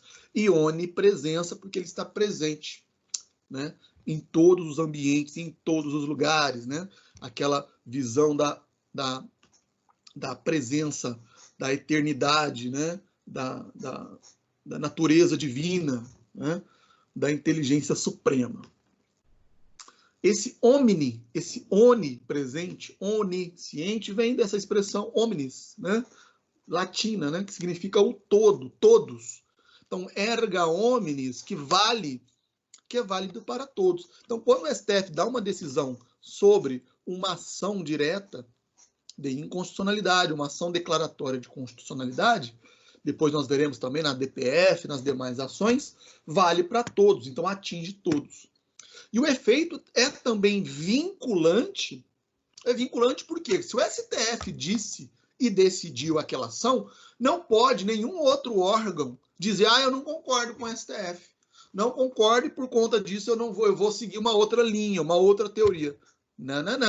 Não existe essa possibilidade. Se o STF decidiu, todos, então, e vale para todos os órgãos do Judiciário, do Legislativo. Do Legislativo a gente vai ver daqui a pouquinho, né? Na verdade, tem uma brecha aí, né? Para o Legislativo, mas para o Executivo, órgãos da administração como um todo, não podem desobedecer, não podem desacatar esta decisão tomada para o STF. Aconteceu, por exemplo, com o caso do aborto, né? O aborto de anencefalo. Na época também, quando surgiu essa ação, quando essas ações chegavam na primeira instância, tinha juiz que liderava o aborto, quando a mãe mostrava lá o diagnóstico de um feto dotado de anencefalia, como aconteceu recentemente no caso da microcefalia, que é outra questão, né? Alguns juízes deram autorização para a mãe abortar, né? O fato de haver o diagnóstico da microcefalia, da anencefalia, só que aí vira, né, um samba que eles chamam samba do maluco lá, né? Samba do não sei o que doido lá, né? Por quê? Um juiz decide de um jeito, outro juiz decide de outro, o tribunal decide de um jeito e por aí vai. Quando o STF regulamenta, né, e sedimenta a decisão sobre isso, os demais não podem mais desacatar essa decisão. Isso é o efeito vinculante, né? Agora, como estava dizendo, o legislativo, o executivo, quando ele atua como legislador, né, na função atípica, então, nesses casos, o legislativo ele pode criar uma nova lei, né? O executivo ele pode oferecer um novo projeto de lei que vai ser avaliado pelo legislativo, mas aí vai ter que ser, né, vai ter que haver todo um processo novo, né, de aprovação de uma nova lei, né? E isso, claro, se quiser regulamentar novamente aquela decisão já tomada pelo STF, né? De vez em quando eu volto, né, naquele exemplo da prisão em segunda instância, que foi, né, tão polêmica até o ano passado e tudo mais, né? Agora parece que o assunto meio que deu uma esfriada, né? Nós também estamos vivendo a situação mais caótica, né? E aquelas questões que eram tão polêmicas no ano passado não têm sido tão falada mais, né? A gente não tem ouvido mais tanta discussão a respeito de outras questões fora desses problemas envolvendo pandemia e coronavírus, né? E era uma bandeira do Sérgio Moro também, né? Que agora nem ministro é mais, né? Mas a segunda instância, prisão, né? A prisão em segunda instância, ela chegou ao STF, o STF resolveu a questão e decidiu, né? De que, de acordo com o inciso 57 do artigo 5º da Constituição, somente, né, poderá ser possível, né, a prisão, quando definitiva, quando transitado em julgado, né? Ninguém será submetido à prisão, né, antes do trânsito julgado. Mais ou menos isso que está lá no artigo, no inciso 57, inciso 57 do artigo 5º da Constituição. Né? Mas, assim que o STF pacificou e decidiu sobre essa questão, o que aconteceu? Já surgiram, já desengavetaram, né, vários projetos de lei lá no âmbito do legislativo para se restabelecer ou para se novamente criar a prisão em segunda instância. Tem lá, os projetos estão lá, parados, mas estão lá, né, no legislativo. A qualquer momento, essa questão pode ser, então, novamente debatida. Porque o STF decidiu, é efeito erga omnes e vinculante, né? Então, não pode, hoje, nenhum tribunal, né, se não houver fundamento para prisão, decretar a prisão, por exemplo, de um condenado em segunda instância. Não pode. Ah, mas e se acontecer? Se acontecer, muito simples. Chama lá o seu advogado e a gente faz lá a chamada reclamação constitucional. É uma ação que já é protocolada direto no STF, é emitida uma ordem lá de cima e acabou. Né? Não pode haver violação de uma decisão como esta. Tá? Não precisa nem de recurso, como eu falei, entra com uma reclamação constitucional. Né? Isso vai direto para o STF e lá de cima o ministro que receber a reclamação, se ele constatar que houve violação a essa decisão, simplesmente, né, ele já dá uma ordem de soltura, um habeas corpus lá, liberando uma prisão ilegal como essa. Né? Agora, se amanhã o legislativo resolver, né, analisar essa questão, colocar em pauta e aprovar, aí nós teremos, então, uma eventual emenda à Constituição ou algo do tipo. Né? É óbvio que vai ter que se analisar, verificar até que ponto, né, essa nova lei estará ou não em contradição com a Constituição. Né? Se for uma lei ordinária, ela ainda tem que ser mantida dentro do parâmetro constitucional. Não sei qual é o contorcionismo que eles farão para, né, evitar o que está de forma literal no texto da Constituição, mas em princípio é possível. Né? É isso, basicamente, o que está aí. Né? Esse efeito erga omnes vinculante, é importante que seja dito isso, ele atinge apenas o dispositivo da sentença. Tá? Para quem nunca viu uma sentença na vida, a sentença, ela é uma sentença ou um acórdão, né, do tribunal, mais ou menos a mesma coisa, uma decisão, né, de um julgamento. A primeira parte de um acórdão, ou de uma sentença de primeira instância, ou de um acórdão de tribunal, é um relatório. O julgador, ele faz um relatório de todo o processo, né?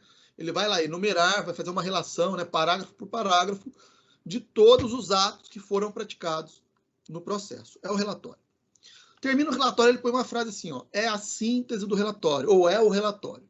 Passo à fundamentação, passo ao mérito, né, do processo, alguma coisa assim. E aí, passa-se a segunda parte da decisão, que é a chamada fundamentação da decisão. É ali que o juiz vai, de fato, analisar os fatos, as provas, os argumentos.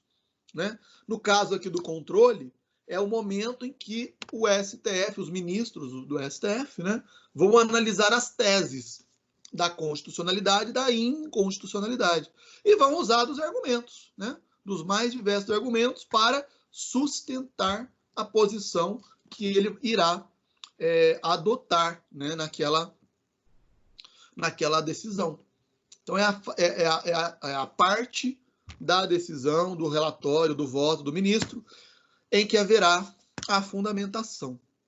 E, por fim, que seria mais ou menos a terceira parte da decisão, é o dispositivo. Né? É aquela parte, então, que o juiz ou que o julgador, né, o desembargador no tribunal, o ministro, vai dizer, então, posto isso, né, mais ou menos assim, um resuminho, né?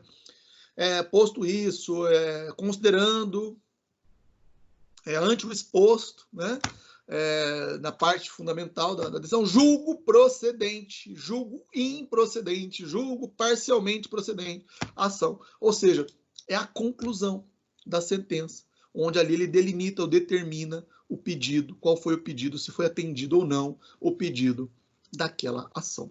Né? É isso, então, que consta no chamado dispositivo e é isso que, de fato, vincula, vamos dizer assim, para todos, né? Passa a ser válido para todos o que foi dito pelo juiz. Então, percebam que não é todos os argumentos, não é toda vírgula, né, que foi usado lá pelo ministro, pelo juiz, que vai ser levado em consideração, né, para os efeitos gerados por essa decisão. Claro que tem alguns argumentos, né, tem algumas teses, algumas fundamentações que o STF utiliza, ou que os ministros do STF utilizam, que passam a ter um certo peso, né? E até por uma questão de coerência, em decisões que virão depois, né, eles não podem contrariar esses argumentos que foram utilizados lá. Né? É o que no material de vocês é chamado de efeito transcendente dos motivos determinantes. Ou seja, aqueles argumentos que são argumentos-chave, né? Argumentos ou fundamentações que são decisivos para que uma tese, né? Uma teoria que é adotada lá pelo julgador, que ela passa a transcender, ela passa a ultrapassar, né, aquela decisão. E muitas das vezes essa tese, essa teoria ou essa fundamentação, ela passará a ter importância também em outras decisões, né, ou em outros atos que serão praticados, né? Mas o que interessa mesmo é o ponto mais central daquela questão, é aquilo lá que vai realmente vincular, né, as partes ou os demais poderes, os demais órgãos, né, do âmbito público. Ou seja, os aspectos centrais, os argumentos centrais, as questões centrais que estão sendo ali debatidas. Às vezes, o que o juiz faz, os ministros fazem, os desembargadores fazem, é discutir questões que são paralelas, né? Questões que são secundárias, mas que ajudam, claro, a resolver a questão principal, né, daquela ação. Essas questões que são secundárias ou são paralelas são chamados de obter dicta, no plural, né, no latim obter dicta, ou no singular obter dictum. Essas questões que são secundárias, elas não passam a ser, vamos dizer assim, decisivas e vinculantes, né? Porque o que interessa, como estou dizendo, são aqueles pontos centrais, aquelas questões decididas e que estão ligadas ao ponto principal daquela análise, né, que está sendo feita na ação. As demais questões paralelas não são ali vinculantes, porque se fosse assim também, geraria até mesmo um engessamento, né, muito forte dessas decisões e não poderia haver depois divergências sobre isso, né? Então, basicamente, são esses os dois principais efeitos que são gerados nessas ações coletivas, né? Ações de controle, na verdade, né? Na ADI e na ADC. A partir de quando que começa a valer, né, essas decisões tomadas em ADI e ADC? Né? Porque, afinal, se o STF está julgando inconstitucional uma lei, imagine que a lei foi aprovada 2 anos, 3 anos, 5 anos atrás. Né? E aí, depois de 5 anos, é que o STF vai julgar e entender que aquela lei era inconstitucional. Se ela era inconstitucional, se ela é inconstitucional hoje, com base na decisão do STF, né? Se o STF considerou na sua decisão atual, de hoje, que ela é inconstitucional, isso significa que essa lei ela era inconstitucional desde quando ela foi criada. Né? Por isso que, via de regra, o efeito é esse, ex tunc. O que é um efeito ex tunc? É um efeito retroativo. Né? Então, se o STF entende que uma lei aprovada, como eu citei nesse exemplo, há 5 anos atrás, significa que essa lei ela vai ser considerada inválida, mesmo nos 5 anos anteriores. Significa que ela nunca teve validade. O STF está reconhecendo hoje, vamos supor, em 2020, está reconhecendo que uma lei lá de 2015 é inconstitucional. Mas o que ele está dizendo, na verdade, é que desde 2015 até hoje, até os dias atuais, ela é uma norma inconstitucional. Por isso, a regra é que seja um efeito ex tunc, retroativo. Ou seja, todos os efeitos que ela gerou nesses 5 anos não poderão ser considerados, a não ser que isso viole, claro, direitos, né? Direito adquirido, ato jurídico perfeito, coisa julgada, coisas assim, desse tipo. Mas também, dependendo da situação, o que o STF pode fazer? Ele pode dar outro efeito, além do retroativo. Ele pode fazer isso daí, ó, chamado de modulação temporal dos efeitos, por uma questão de segurança jurídica ou interesse social. Pode ser que o STF diga assim, olha, beleza, essa lei é de 2015. A lei é de 2015. Ela é inconstitucional desde que ela nasceu. Desde 2015 ela é inconstitucional, né? Ou seja, nos últimos 5 anos havia uma lei convivendo com o ordenamento jurídico, porém uma lei inválida, uma lei que é inconstitucional. Só que se eu considerar que esses efeitos são retroativos, pode haver mais prejuízo do que vantagem. Se eu for fazer, então, que todos os efeitos dessa lei sejam anulados nos últimos 5 anos, isso o STF pode pensar, né? Ou os ministros podem dizer que se houver esse efeito retroativo, vai causar muito mais prejuízo para a sociedade do que benefício. Então, o que ele vai fazer? Ok, beleza. A lei é inconstitucional. Só que nós vamos considerar inconstitucional só de hoje para frente. Não de hoje para trás. Então, não vai haver retroatividade. Então, ao invés do efeito ex tunc, o que o STF faz? Ele reconhece um efeito ex nunc, né? Eu não sei se eu consigo usar esse quadrinho aqui, vamos ver. Tem um quadro branco aqui, mas acho que... Deixa, não vou conseguir usar, depois eu vejo.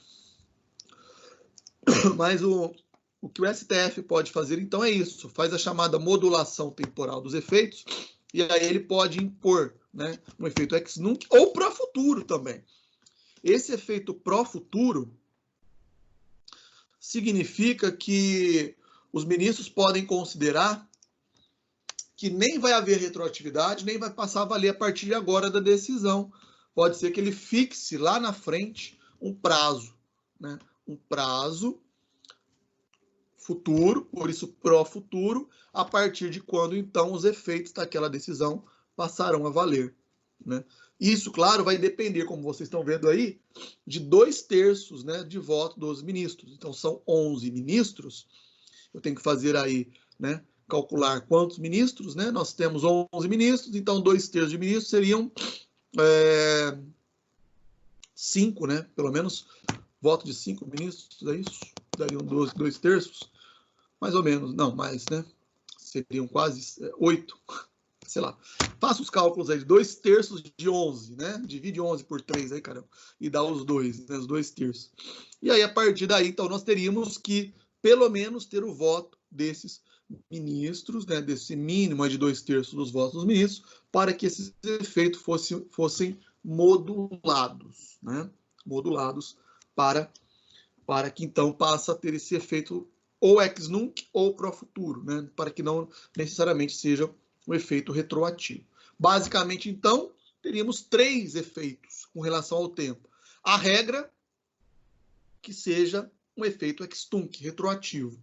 Mas, de acordo com o voto de 2/3 dos ministros, ainda pode ser um efeito ex nunc, ou seja, aquela lei inconstitucional passa a valer a partir, os efeitos, né?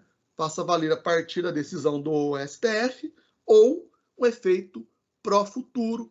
Ele vai fixar lá um prazo, por exemplo, daqui 6 meses, daqui 1 ano, né? É que os efeitos sobre a decisão daquela lei inconstitucional passarão, então, a valer perante o ordenamento jurídico. beleza? É isso. Essa previsão está contida no artigo 27 e 28 da Lei 9868 de 99, então tem essa referência legal com relação a isso. Era isso que nós tínhamos, então, para tratar na nossa aula de hoje. Pessoal, como eu já disse para vocês, né? Se tiverem dúvidas, claro, podem usar aí o microfone no final, né? Mas como eu disse, pode ser que na próxima aula a gente precise, então, dar ainda sequência, né? Porque nós precisamos falar ainda da ADPF, a arguição de descumprimento de preceito fundamental, e também das ações de controle nas hipóteses de omissão, né? Então, eu vou verificar certinho como que vai ficar a nossa programação, como ficarão as nossas atividades, né? E se realmente for haver algum prejuízo para o nosso cronograma, o que eu vou fazer vou deixar para que esse tema seja tratado numa aula separada, né? Eu faço uma aula gravada aí, específica para mim, específica sobre esse tema, disponibilizo no AVA para vocês, tá? Para vocês terem, claro, esse material, essas explicações, e aí nós daremos, então, sequência nos temas que estão abordados lá no AVA, porque os demais temas são interessantes também, né? Tem lá toda a parte sobre segurança institucional, né? A parte relacionada ao âmbito econômico, social, né, da Constituição, são os últimos capítulos, né, lá da Constituição, que estão previstos aí para os nossos últimos módulos aí da Constituição, né, da ordem econômica e financeira, da ordem social, da defesa do Estado e das instituições democráticas, são os temas que nós teríamos ainda que abordar aí pela frente, beleza?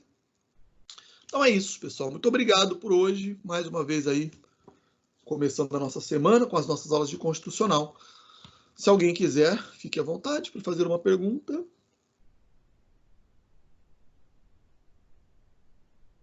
Eu sei que essa hora ninguém quer fazer pergunta, né? Então, damos por encerrada a nossa aula de hoje.